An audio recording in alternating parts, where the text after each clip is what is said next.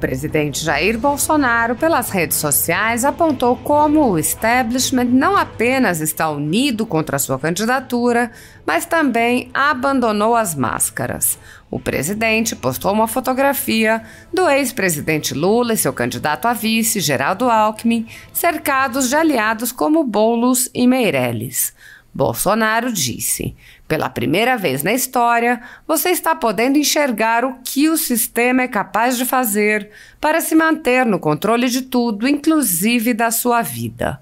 Hoje está claro que as diferenças do passado não eram nada além de 50 tons de vermelho. Nós desmascaramos todo esse teatro.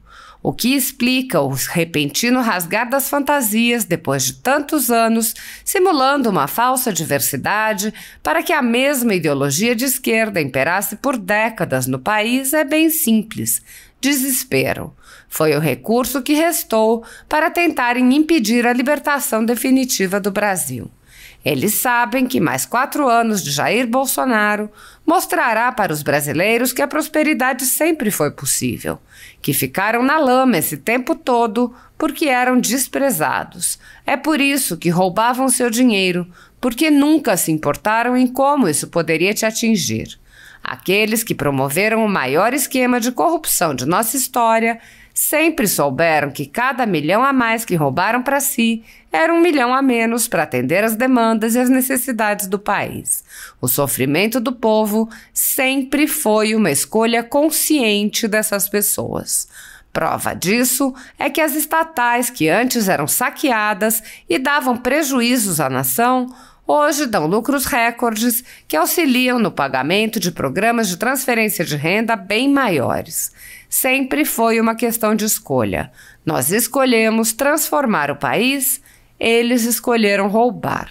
Faziam isso porque achavam que jamais surgiria alguém com independência, coragem e disposição para livrar o povo desse inferno. Alguém que não desistiria do país nem depois de uma tentativa da maior crise sanitária do século e de uma guerra com impactos globais. Como surgiu, agora apelam para uma suposta causa maior: defender a democracia. Mas como podem defender algo que se fundamenta justamente no que eles sempre desprezaram, que é o povo? É porque não é defesa da democracia, mas do sistema que construíram para se perpetuar no poder. Eles perceberam que não são invencíveis como pensavam. Perceberam que nem todos se deixam seduzir por suas promessas falsas ou se curvam às suas chantagens.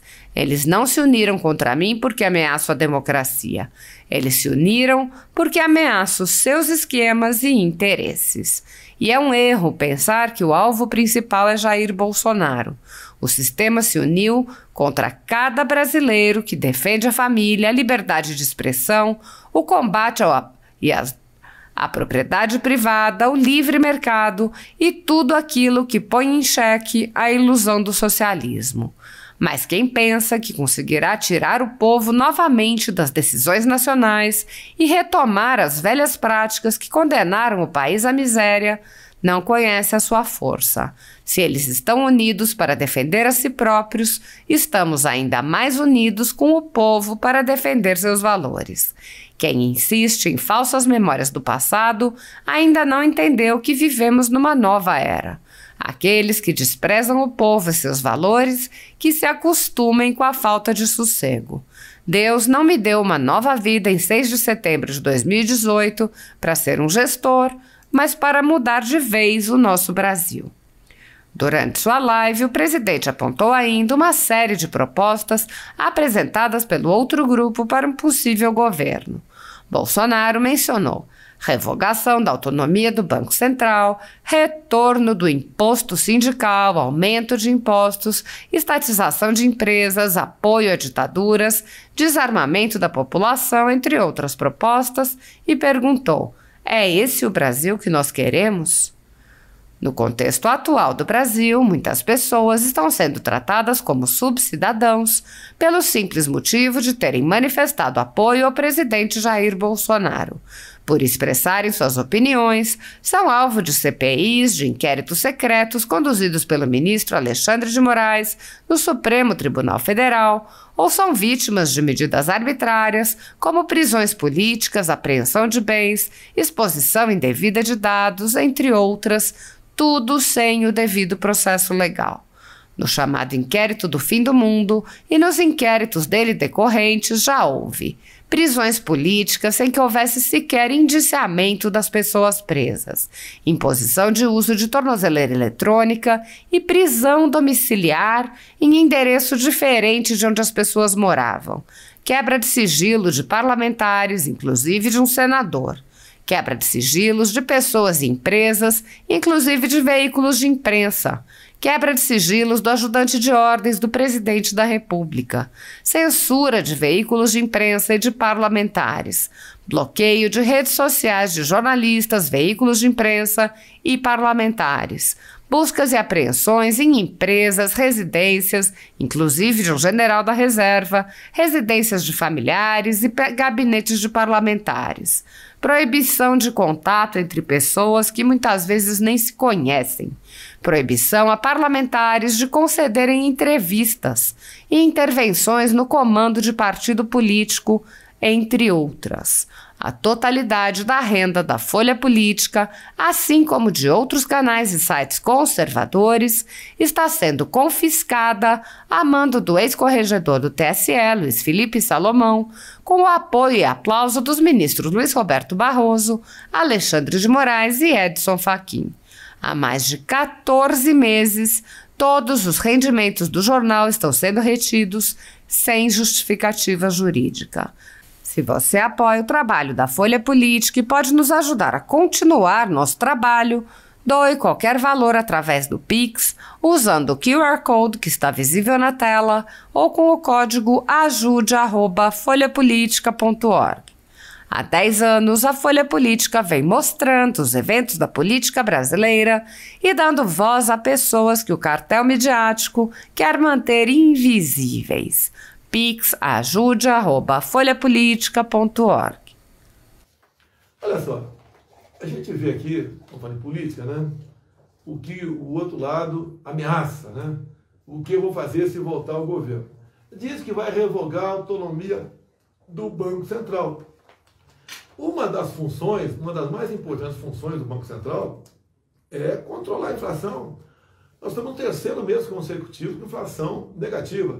Obviamente, essa inflação, em grande parte, né, negativa, vem do preço dos combustíveis. Ninguém deu canetada aqui, como lá atrás, no tempo da Dilma, dando canetada, interferindo no preço da Petrobras, fez com que a Petrobras acumulasse um prejuízo de 900 bilhões de reais. Isso daria para fazer 60 vezes a transposição do Rio São Francisco. Tarcísio, imaginou 900 bilhões na tua mão no Ministério da Infraestrutura? O que tu faria? Acho que dá para faltar o Brasil todo, né? Soltar ponte e ferrovia pra caramba. Ponte, ferrovia. Ia ser o máximo o Brasil com 900 bilhões. É o endividamento que Dilma e Lula, por má gestão, por corrupção, tá? Por comprar material sonda superfaturado, por pagar propina para muita gente, chegou a esse endividamento. Quem paga a conta? Vocês. Né? Todos nós pagamos essa conta.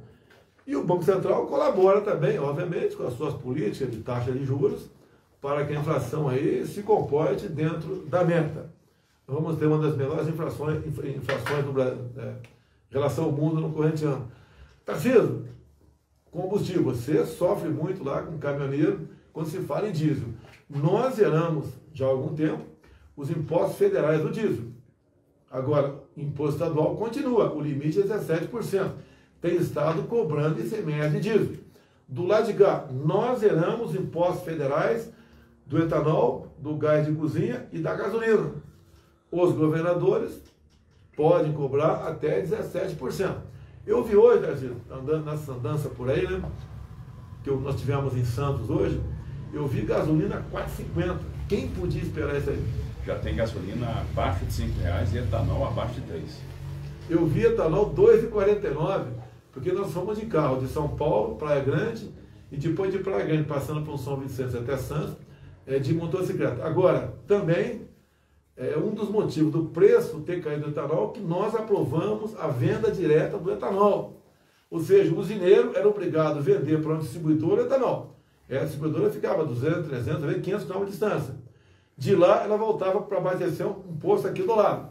Nós autorizamos, então, obrigado à Câmara, ao Senado, colaborou conosco. Arthur Lira, obrigado pela força. Tá? Nós aprovamos que o usineiro pode pegar o álcool dele e vender diretamente para o posto de combustível. Isso colaborou para baixar o preço do etanol também. E está baixando. Está baixando mais. E a população está percebendo. Quem diria, etanol, eu vi em São Paulo, R$ 2,49. Então, com 20 litros, R$50, 40 litros, você com R$100 está enchendo um tanque de álcool. Tá? Tudo bem. Está vendo o outro lado aqui, então, nós não vamos, nós temos autonomia do Banco Central para continuar agindo dessa forma aqui. Fala outro lado também em retornar o imposto sindical. O que é imposto sindical? Aqui no país, eu acho que tinha mais sindicato no Brasil do que no mundo todo. E como regra, né, não vou generalizar, o trabalho do sindicato é tirar dinheiro do pessoal, o equivalente a um salário por ano, em causa própria. Tá?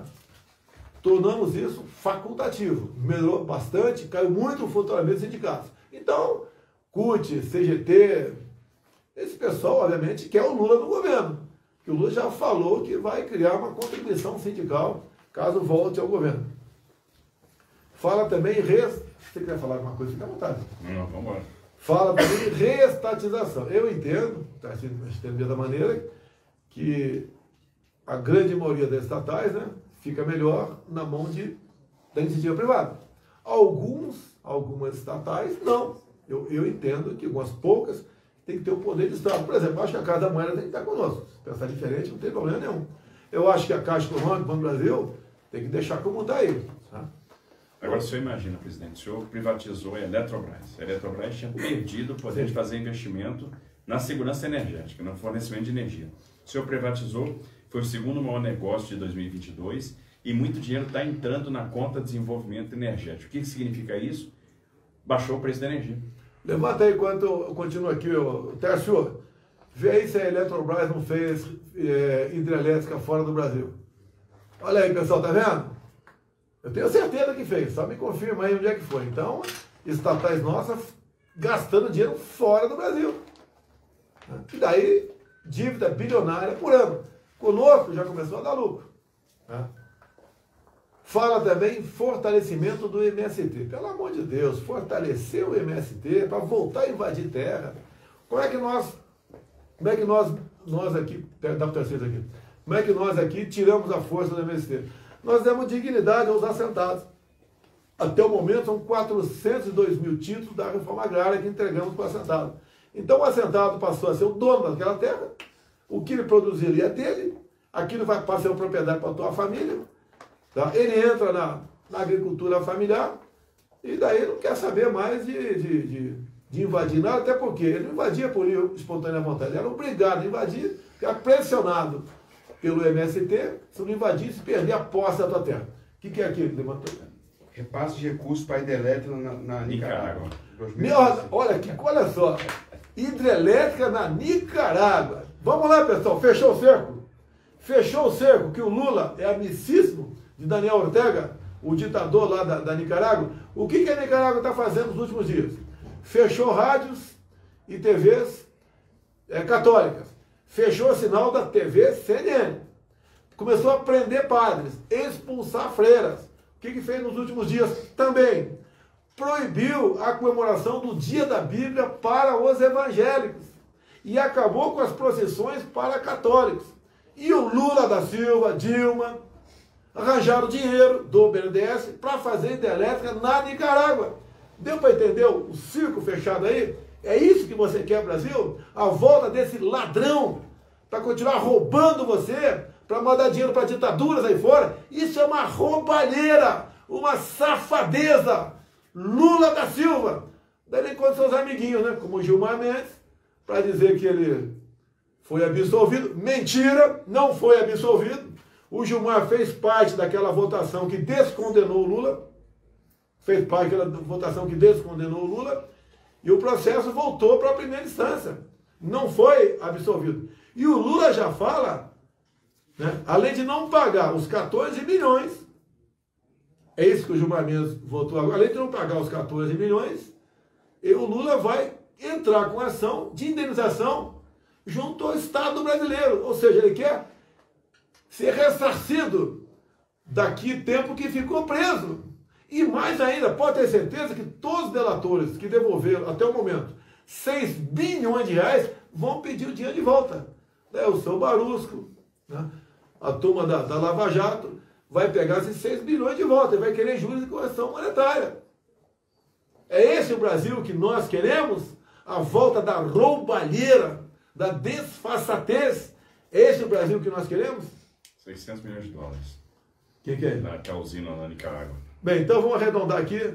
3 bilhões e pouco de reais. 3 bilhões e pouco para a Nicarágua, do senhor Daniel Ortega, amigo do Lula, que persegue cristãos, que persegue evangélicos, católicos na Nicarágua. Tá certo? Tá fechado o cerco? Tem que falar mais alguma coisa? Tem que escrever? Você quer a volta desse bandido, desse assaltante, desse sem caráter na presidência da República? E vai trazer quem com ele? Vai trazer Zé Dirceu, vai trazer José Genuíno, só não vai trazer o Palocci, que o Palocci entrou na delação. Vai trazer essa quadrilha toda de volta para o Brasil. É isso que nós queremos para a nossa pátria?